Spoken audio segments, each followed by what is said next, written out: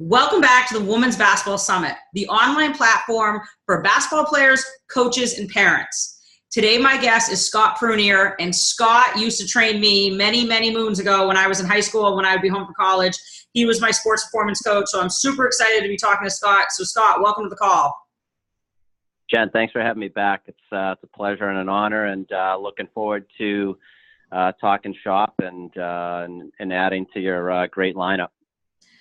So you did speak last year. I thought you gave a great talk with your experience. I mean, I've been out of college now almost 20 years. And again, you've been coaching female athletes, basketball players for at least 20 years. So I think you have a lot to add. So for those of you that did not hear you last year, why don't you give them a background on yourself? Like you said, I've been doing this for a little over 20 years. I graduated from Plymouth State College with a background in physical education. Back then, at least around this area, really was no strength and conditioning programs outside of like maybe just Springfield College. So after I graduated from Plymouth, I took a job at a YMCA because I just really started getting into working out myself throughout my college years, and really loved just the benefit of how it, strength and conditioning made me feel. And it just had like a positive influence on how I went about my day-to-day life, and it also helped me when I was playing baseball. And so I started at a Y right out of college, and again, it really wasn't a field per se at the time, or no independent people businesses, at least that I'm aware of in New Hampshire. So that's kind of how I got started in the personal training field. Yeah, I mean, I remember that's how we met. I used to go, so Scott and I grew up in Nashua, New Hampshire, but I used to go to the local Y, go do my basketball stuff there, and then I'd come with my program, and that's how he met. And especially during my college days, during the summer, I'd come home, and he'd kind of tweak my program, and we'd work together. And anyone that's listened to me knows that part of what I think my success was in college was the sports performance. So as you said, there was nothing, I don't remember really anything being in Nashua that many years ago when I was playing. So when did you start Top Fitness? And I think we know the answer why you did, but when did you start Top Fitness? We opened the doors in 2003. Actually started about a year before that, kind of going out and doing some grassroots stuff, going out, meeting with coaches. At the time I was doing some strength and conditioning work with one of your other guests, Kara Leary, who runs the New England Crusaders program. So I was doing some work with her in her high school program when she was coaching at Nashville High School, and as well as she'd have me in to work with her teams with the New England Crusaders.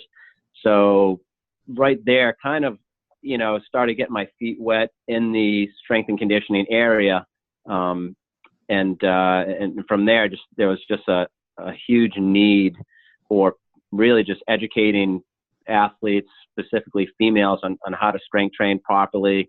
So there was an opening in that area, and it's totally of interest to me. So wanted to see if I could make a difference, and then also make a business out of it. Which you have, very successful business. So let's touch on like today. I know you've had a very busy summer, preseason basketball starting up. So what kind of female athletes teams are you working with now? Right now we'll enter, so I'm doing some work with the New Hampshire Tomahawks lacrosse organization. A huge female lacrosse program. On the basketball side, working with BG women's basketball. We'll work with Bedford High School women's basketball, Hollis Brookline women's basketball. We are, I think, going to start with up at Memorial High School, their women's basketball program. So we'll have a few different schools on the schedule slated for this winter. So we'll do stuff in season, and then we'll have some of those kids coming down and training in the off season as well. So preseason basketball pretty much for college will be starting right after Labor Day. It really should be starting for the high school season. With your athletes that you're working in with the preseason, what is going to be your focus to prepare them for the season? Yeah, so doing a little bit different approach this year. We're working all preseason with the BG girls basketball program, and what I'm doing differently with them is we're doing this just a different screening, really. And that screening is we're using a Dorsav system, and we've had that for about a year, but I'm trying to get some of the kinks out, get better educated on how to properly, screen people, how to interpretate the data. And so I screen their entire team, because their entire team is going to be training this fall, this preseason with us. So we're going to get some different results. In the past, I had done the Y balance test, FMS testing, and that's all great information. We use that to help build some of their programs and their corrective exercise things that they need to help them become faster, stronger, quicker, and just, healthier. So that's going to be the biggest thing. The biggest change, I think, is we're going to have some data. So I typically use this with kids that are coming off of post ACL tears, and they're looking for a return to play criteria. So usually between that 7 and 9 month mark, I'll connect with the doctors of that particular client of mine and their patient, and we'll put them through this specific screening. So it looks a little bit more at kind of performance based versus functional based. So which I do that other stuff when we first meet. So it's a pretty cool device, and again, it just gives us some objective, quantifiable data to help measure and see if what we're doing is actually making a difference with these female athletes. Nice. I mean, you got to assess and kind of have measurements, data, so you know that they're improving. So with the BG, which everyone listen, it's Bishop Girton in Nashua, New Hampshire. It's a private school. You're going to be working with them in this fall. What's your typical workout going to look like with the team? Obviously, you probably have plan A, plan B, and plan C, depending on what you're find with the assessments, but kind of just give like a general kind of like how you run your programs. Yeah. So each workout's going to be 80 to 90 minutes. And the first, 5 minutes is we do soft tissue work and we do some activation work. So we just like to hit up some of the hot spots. So we do some foam rolling, then we get into our mobility work for the next 5 minutes, and then we do some dynamic work. So that's kind of our 15-minute warm up. Since the girls are coming 2 days a week, each day is going to we'll move into our movement skill training component, which is going to be about 30 minutes. So each movement skill is going to have footwork, plyometric, acceleration, deceleration. And so it's going to be really, multi-directional, each workout that I'm working with them. And then in terms of strength training, it's going to be a full body routine. And we're going to divide that up into 3 phases over their 12-week program. So it's going to be broken up into like a foundation phase 1, build on phase 2, and then just reactive and almost just your true agility work into phase 3. So that's kind of where in phase 3 is the kind of the fun part. You get to piece everything together. But I definitely like, having a solid 12 weeks with a whole team to really see them through their progressions and then to piece just movements together. Yeah, I mean, I think that's huge. I think any basketball program, girls basketball, that's going to work in the preseason, I think it's awesome. It's preparing these kids for the season. It's also going to help hopefully prevent injuries. So kind of circling back, talk a little bit more in detail about when you were talking about the footwork that you do, the plyometrics, the acceleration, deceleration. I would love for you just to kind of be more specific and give kind of general examples of what you do. Yeah, so let's say on day 1 when the kids come in, as far as plyometrics, we focus on like 1 linear, 1 lateral drill. So we go with like a double leg drill. So it might be a squat jump. So with our plyometrics, kids are going to do a squat jump and they're going to hold. They're going to hold for a couple seconds, working on deceleration. We might do a set of 5 of that, and then we're going to pair that with a core stability exercise. So giving them a short rest between their plyo drill. We want to focus on something else that is of need. And a lot of times I'll piece together something that they may have needed in their screening, like their FMS screening. And we'll use that. So we'll kind of do some corrective stuff in between the plyo sets. And then their second plyo exercise would be a lateral bounce. We're going to focus on lateral movement. So that's more single leg from one leg to the other. And then we'll go with another rehab exercise. So it could be more of a scapular stability movement on that second, paired up with that second plyo drill. Day 2, we get into, we'll do linear single leg hop. So we're working on hopping and holding. And then after that, we're going to do maybe a double leg broad jump. So we're working on that deceleration. So huge emphasis on controlling body mechanics, controlling the upper body, making sure that the feet are where they should be so the knees aren't creating valgus, making sure the shoulders are where they should be so they're not off balance when they land.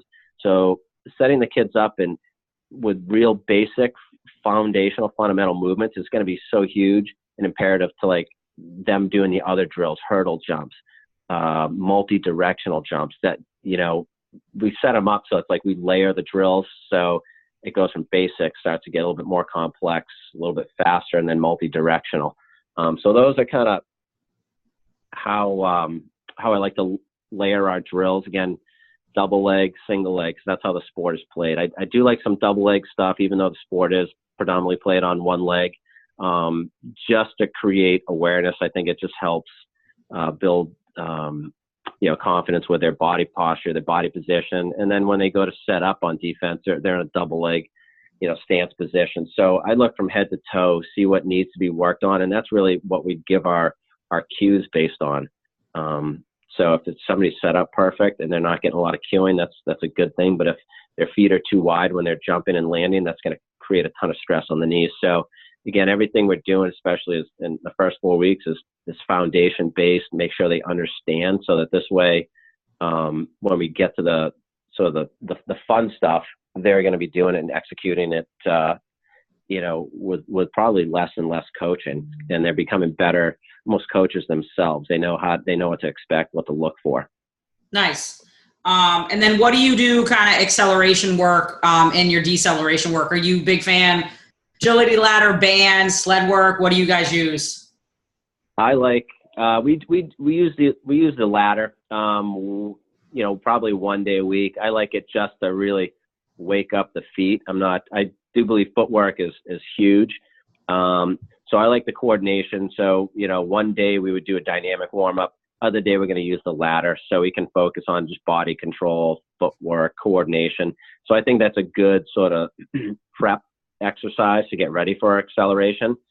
With acceleration in our first phase, again, which is 4 weeks, we look at 10-yard to maybe 15-yard sprints. And what we do the first 4 weeks is master split stance. We master a half kneeling. We go over a crossover step. We work on drop step start. So we kind of master the footwork necessary to accelerate properly. Phase 2, we get into resisted running. So we'll use sleds or we'll use resistance bands to do that. So we kind of, again, we want things being real solid with their form and with their technique. And also, not overloading them on week 2, giving them a sled and having somebody, pull a hamstring, or you wonder why sometimes things look a little sloppy. It's because we've just advanced the progressions too quick and don't realize that some of these kids are 14 years old and they really don't need that quite yet. So it's nice to get to that. And that's all the fluffy stuff that people tend to put on social media. But, we master the basics, and then we go to, then we start to implement sleds. And then we do the last 4 weeks, some contrast. So we do sled into a body weight. So they've had a build up and a mastery of those progressions. In terms of deceleration, I can't emphasize that enough, because when I go to watch a high school basketball game and AAU basketball game, one of the biggest things I see is girls don't know how to control. I'm just throwing that as a general. I think their footwork and giving them the awareness to really know how to break down and understand how to break down properly is essential. I think we just assume that people and girls know how to do that because they're playing at a high level. and really they don't. So I like to, again, we do the same thing. We work on, our first day, we're working on sprinting up and then breaking down. Maybe sprint up 6 yards, break down. And then next level will be sprint up, 9 yards, break down. So they have more speed going into that deceleration. So we kind of progress it that way. That we work on also just switching up deceleration stance. We may sprint up and break down. They can go up, especially a basketball player, go up and then break down with a little bit more of a bias, like they're going to push somebody towards the baseline or push them towards the middle. So their hips are going to be angled a little bit. And it's making sure that their footwork is in the proper positioning, just so that, if they're moving laterally, just outside the shoulder, so they have great shin angles, again, for braking purposes, but then also, more importantly, just re-accelerating. So when we do the same thing with lateral movements, just set them up in a foundation position, work on just a defensive slide. We'll slide and then we'll hold. Okay, hey, your feet, when you slid and you stopped, are right underneath your hips. They should be just outside your shoulders, because you want to have that stability to allow you to change direction. So a lot of the kids just have never been taught that. So we always, even if it's a repeat kid coming in, we're doing the same exact thing. So we're working on, lateral movement, linear deceleration, angled deceleration, crossover to deceleration. So again, we on phase one, we master those concepts over the course of 4 weeks. And in phase two, we just do a lot of the same stuff, just with resistance bands. So they could be getting resistance. So now they're working on force production. And then, the second day they're going to might have a little bit of an overspeed. So again, it's with the basic movements, and it's all relative to the individual and the groups that we're working with. Because some kids may be in a little bit longer phase one. Some kids, will just keep on a regular progression. And then phase three, the last 4 weeks become, reactive, multi-directional, we're piecing things together. And a lot of times it looks pretty seamless, because we've just spent the time going over, the basic stuff and just being savagely good at those. And then the other thing to take into account too is these girls might have 1 or 2 open gyms. There's a fall AAU season. So loading them up with more agility work too soon is just added stress to the body. And I don't think it's overly necessary. So hammering the basics, doing those really well, and then just reaping the benefits. So just the leak in their technique or their inability to slide or accelerate could just be one cue away, or a slight body position off, and then they can become quicker just because they have a better understanding of where they should be in space. Yeah, I mean, I love how you kind of like bang home the basics, because I was talking to the UConn strength coach, and she said she ran a clinic this past summer with 4th, 5th, 6th, 7th, graders. And she was shocked. She said that these kids had no body awareness. They had no spatial awareness of how to stop, how to squat, how to lunge. And it's because she's training stud athletes on a regular basis with UConn. But, taking a step back, these kids, and I mean, you see it, they can't stop. They can't land on one leg without kind of going right through into the pads. So I'm glad that you focus 100% on the basics, because yes, we absolutely need to spend more time teaching these kids how to stop, how to land, how to change direction, instead of focusing on how high can you jump, how fast can you be. Yeah, they're constantly doing agility work in practice, and they're doing it, placing more stress on the joints on their knees. They're going through growth spurts, and what could do the kid the most benefit is working on their mobility, working on repatterning so that they can access these muscles versus putting additional loads on the tendons and ligaments. So for sure, it's a lack of strength, and depending on the age group, if they've grown 3 to 6 inches in a year, that's everything has totally changed. That kid's body's been, all over the place. So it's, and then with female athletes, it's just, understanding where they are, from week to week in their cycle. So it's you gotta, some weeks are better for stability. Some weeks are better for strength. And and sometimes you just, when girls come in and we're looking at a bunch of tired, high school kids that just came off of midterms or a long weekend, and we change things up on the fly just to make sure, hey, we're going a little bit more restorative today, going a little bit more basic, and that's going to be of more benefit. So you always have a structured plan, but then you got to change it based upon what you see and the expertise that you've had in the field.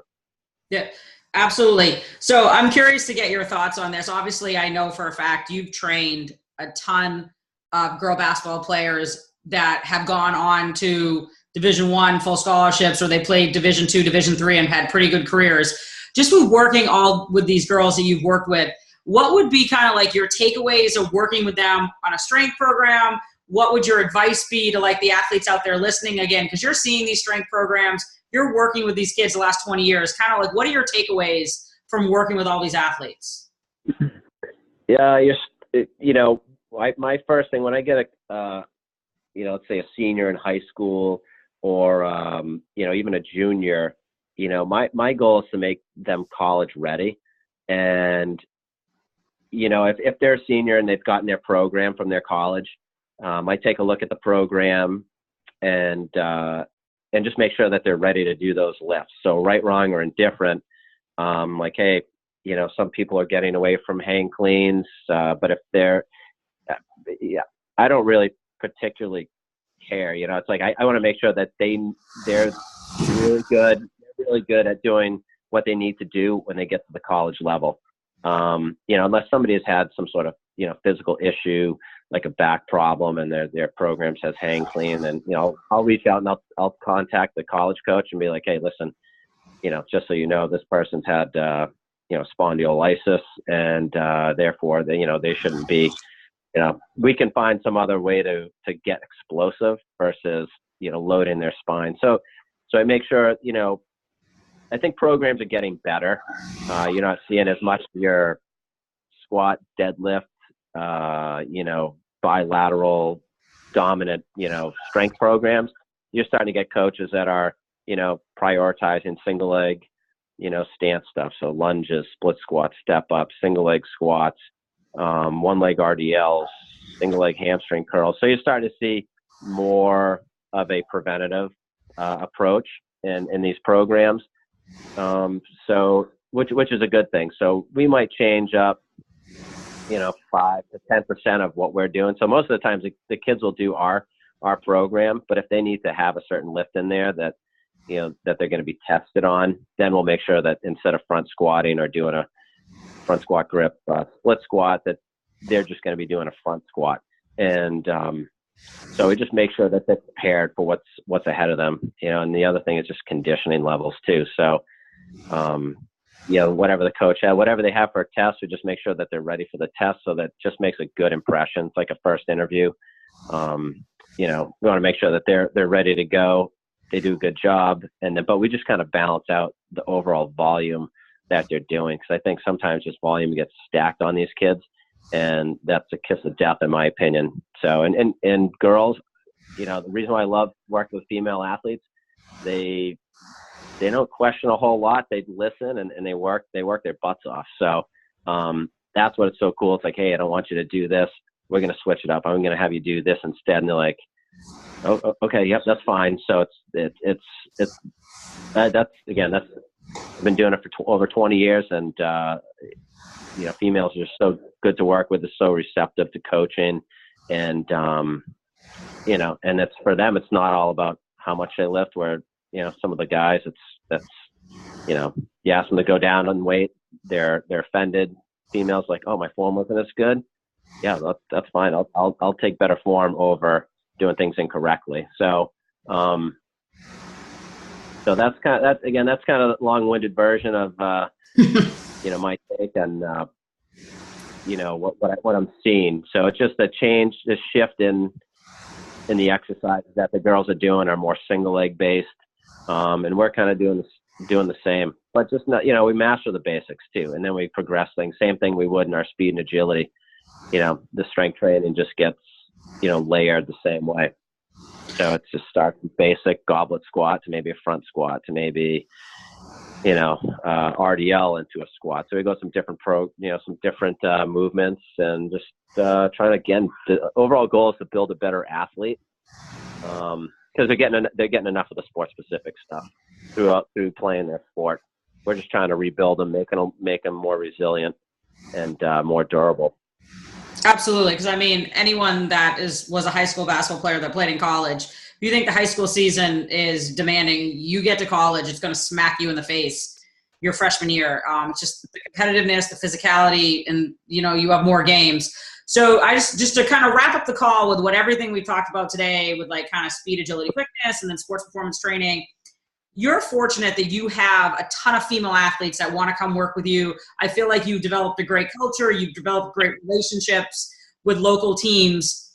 Talk about, like, for the female athletes that don't strength train right now and their ambition is to play in college. Talk about why these girls need to get in the weight room, prepare themselves to play in college. I mean, I think just durability. Yeah, I think when your body's a little stronger, the game is a little bit easier. Or just, if you're stronger, you're gonna, as you get older or as you get into the college, the girls are bigger, they're stronger, they're quicker. It's not high school basketball anymore, so you're competing on an elite level. Division 3, 2, and 1. It's all way better than what they did in high school. So. And all the girls are better athletes. There's more talent, and you just got to make sure your body's durable. Like you said, when you get into college, you have like 1 or 2 weeks, and then it's a long season. You go from second or third week, maybe working with your strength coach, until almost probably the week you leave. So it's a long season. You got to make sure your body's ready for it. You got to make sure your mind is ready for it. And, so the strength training is just imperative to get that knowledge. So when you go to college, one, you match up with all the other people that you're playing against. And then two, you just have the knowledge base. It's like one less thing you have to think about when you set foot onto campus is that you already know how to do this front squat, but the other 2 freshmen that were recruited with me don't have a clue of what they're doing. So they're already behind.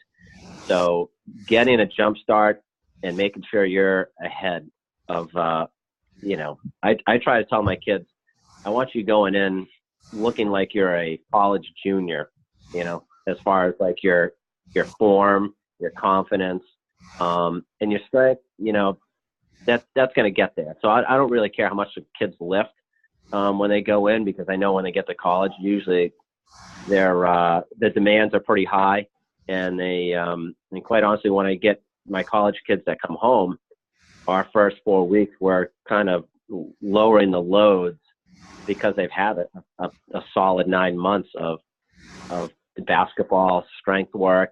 So we're actually using it as like, we're strength training, but we're kind of lightening the overall relative intensity. And then we kind of ramp it up so that they're right where they need to be. So you got to cycle the training, and, and start. I'm a big believer in starting it early. It doesn't have I think basics is so important for these kids, and fundamentals. So we're learn the basics, and then this way you can develop that over time versus doing it 8 weeks before you go to college. So. Yeah, I mean, again, that I played Division I, played a pretty high level.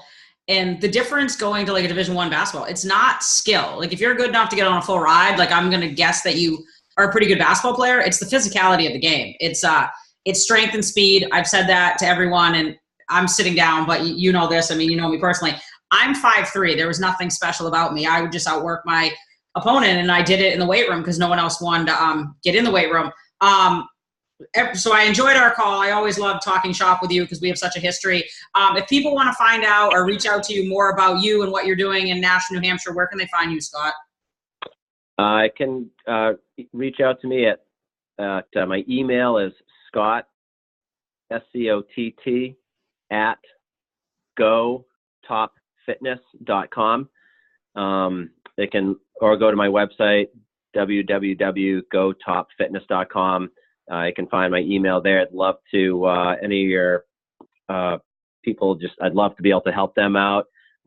Just either give them some thoughts, some knowledge, just some expertise. And, just again, I love just trying to pass on. I'm still trying to get better. This whole thing just still excites me. The whole thing that you're doing is phenomenal. And, injury prevention, performance enhancement, and just really doing it the right way, where I think you're bringing in so many awesome speakers that are giving different viewpoints on things, their experiences, where they're at currently. There's several ways to do it, but when you have the right people on like you do, as guests, they're just, it's such awesome information for coaches, parents, players to absorb.